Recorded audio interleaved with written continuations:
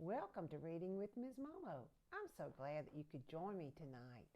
Tonight is Christmas Eve, and my granddaughter asked me to read this book. So I agreed to do that, and I got the book today. So I'm really excited about it. It's a book that's a true story, and I just cannot wait to share it with you because it talks about expectations and about gifts. So I want you to listen carefully, okay? Silver Packages, an Appalachian Christmas Story by Cynthia Rylant, paintings by Chris K. Soent-Piet. Now I want to read to you what the author has written right here. She says, the story was inspired by a real train, the Santa train, which rolls through the Appalachian Mountains each Christmas season. From this train, tons of toys and treats are tossed by volunteers to the children of coal towns who wait patiently on the tracks.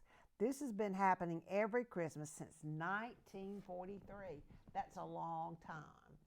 And they're still doing that. Isn't that fun? Now, the name of the story is Silver Packages. So I want you to listen to see what the silver package is, okay? A train comes through the Appalachian every year at Christmas time. And though it doesn't have antlers, nor does the man standing in its rear platform have a long white beard, it may as well be Santa Claus and his sleigh for all the excitement it stirs up. People call it the Christmas train, and it has been coming to them for years. Each new child born in the mountains learns to walk, talk, and wait for the Christmas train. It's everyone's delight.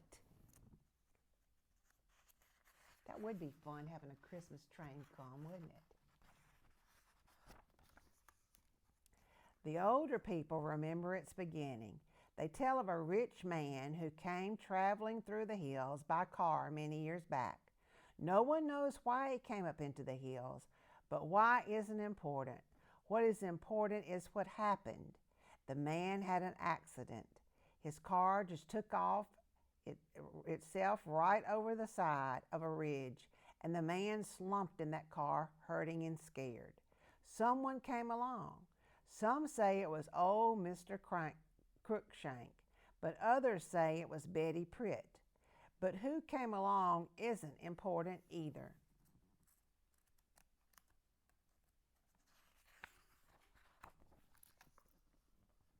Whoever it was pulled that rich man out of his car and took him to the house in the hills, where he was nursed and cared for until he could make it out on his own.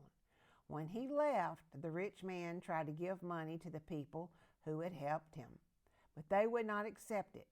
So the rich man left the mountain feeling he owed a great debt, and for the remaining years of his life, he had been repaying his debt from the caboose of the Christmas train he brings into the hills each December. On the 23rd, everybody knows it, the train will slowly wind up around the mountains, and on the platform of its caboose will stand the rich man in a blue wool coat. He will toss a sparkling silver package into the hands of each child who waits beside the tracks. And for some, it will be only present they receive. So the train is awfully important. The train sometimes brings the only presents that some people get. They have expectations for this train. One year, a boy named Frankie stands beside those tracks and waits for the Christmas train. It is very cold and a lot of snow has come down the night before. Frankie's shoes are thin and his feet hurt badly from the cold, but he is determined to wait, even if his feet and all the rest of him become ice. And here he is, and he's standing and his feet are freezing. But he doesn't care. He's going to wait for that Christmas train. Now, this particular boy wants a particular present, not just any present tossed from the back of that train, a particular present, a doctor kit. He's been waiting for it besides the tracks. The train kindly comes through. noisy and steaming and scary. It is so big, but everyone loves to see it, and they cheer and clap, and some of the mothers even weep to see it coming. Frankie stands there on the tracks, praying for a doctor kit, till he sees the caboose slowly coming up. And when it's just past his nose, he shouts and waves and runs after the train, his icy feet aching. Look at that big train. It is huge. From the rear platform, the rich man in the wool coat sees him. "Merry Christmas," he calls, and he tosses into Frankie's hand a sparkling silver package. Frankie stops running. He is out of breath, so he can't yell a thank you. He can only hold tight to his gift and wave to the man, and the train disappearing into the mountains. So there's the silver wrapped gift, and there's Frankie going to get his gift.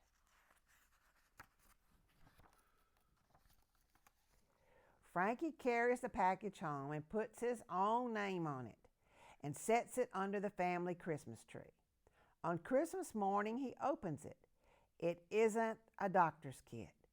It's a cowboy holster set and 3 pairs of thick red socks.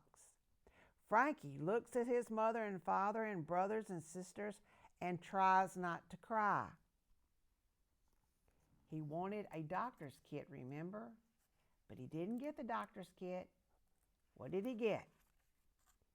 He got a cowboy holster and 3 pairs of socks. He wears the socks all winter and plays with the cowboy set all year, but he dreams of the doctor kit. The next Christmas, Frankie waits again in the cold for the Christmas train. The socks still fit him, so his feet are warm, but his fingers are cold and hurting so bad. He waits at the tracks and prays for the doctor kit. The train comes. The rich man tosses the silver package out, and there he is with his silver package, and his hands are so cold. But remember, his feet are warm now because he has the socks. And on Christmas morning, Frankie opens it. No, it is a little police car with lights that really work, plus 2 pairs of brown mittens. Frankie doesn't cry. He wears the mittens all winter and plays with the car all year, but he dreams of the doctor kit.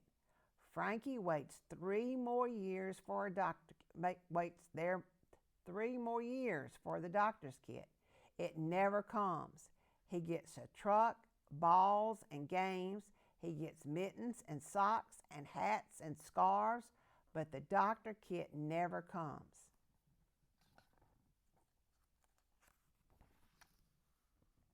When Frankie grows up, he moves away out of the hills. He lives in different places and meets different kinds of people, and he himself changes a little bit into a different kind of person. But deep in him never changes are his memories. And what he remembers most about being a boy in the hills is that just when it seemed his feet would freeze like the snow, a man on the train brought socks. Just when it seemed his fingers were hardening in ice, the man brought mittens. Just when the cold wind was cutting sharp as a blade to his throat, the man brought a scarf. And just when Frankie's ears were numb with the red cold, the man brought a hat. And Frankie remembers something about owning a debt.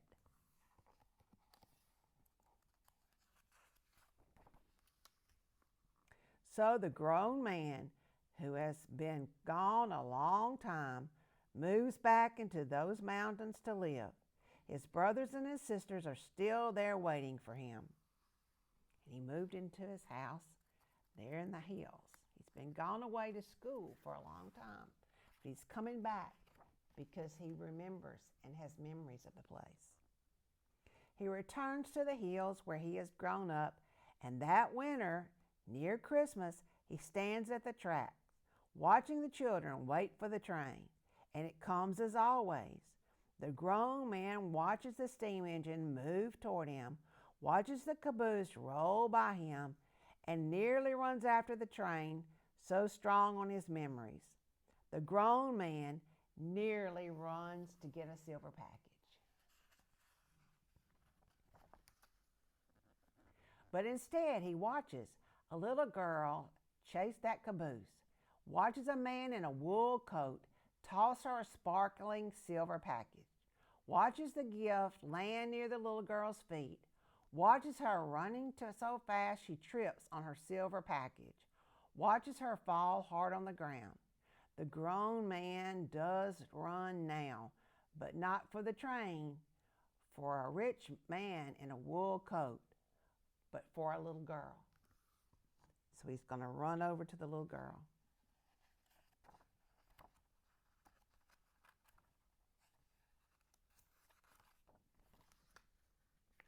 He picks her up.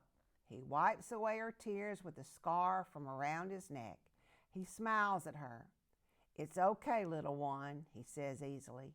"The train is disappearing into the trees." He meant to wave to the rich man, but there wasn't time.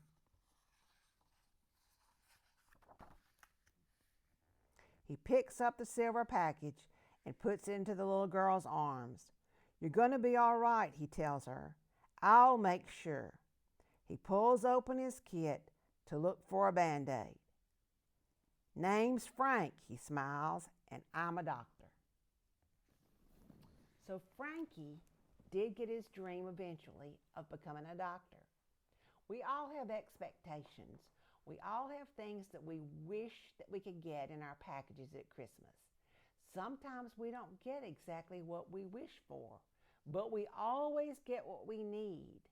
We always get what we should be getting if we just believe. We need to believe. And he believed.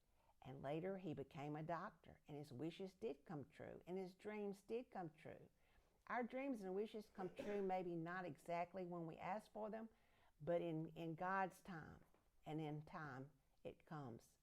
So I want you to believe this Christmas.